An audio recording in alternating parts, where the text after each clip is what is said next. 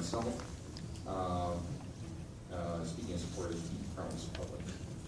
Dear members of council, I'm here today to speak in support of the motion to keep Crowns public and to stand against their privatization. Our provincial government has been gradually chipping away at our Crowns, as you can see with the introduction of privately run liquor locations, the entertaining of the notion of privatizing part of SaskTel, and most recently with the impending shutdown of the Saskatchewan Transportation Company in May of this year. Such actions put the livelihoods of the people who work at these Crowns at risk, and also threatens the economic vibrancy of our city and that of other cities and towns across Saskatchewan. Private companies often look at the most effective cost savings they can make to maximize profits, which often means keeping wages and benefits as low as possible. If we are to let the march toward privatization of our Crowns to go unimpeded, and our current Crown employees found themselves now having to work for a private company, then in Saskatchewan we would be looking at less money in Crown employee pockets if they were working for a private company, and consequently less money to spend on goods and services.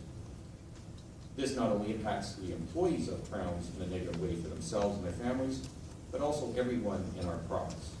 There is less money to spend in local communities in our province, and local businesses find it a struggle to keep going. What harms our Crown employees?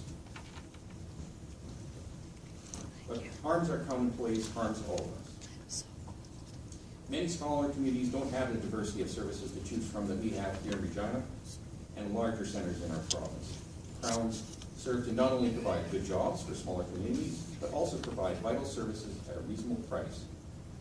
They might no longer be able to have if a private company were to take over the services of a Crown company.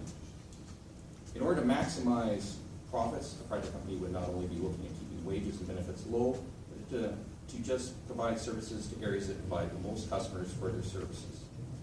Smaller communities would not only be smaller communities would see themselves shut out of the business plan of a private company with the services they had available to them under a Crown corporation no longer offered to them, taking or seeing the costs they would have to pay skyrocket.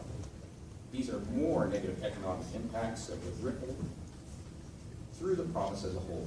I would urge council today to take a stand against the putting of our city and our province's economic well-being at risk, and advise the provincial government that our city is opposed to their march toward privatization.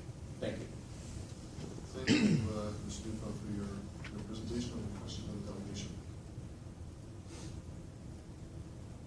Yvonne, thank you very much for your presentation.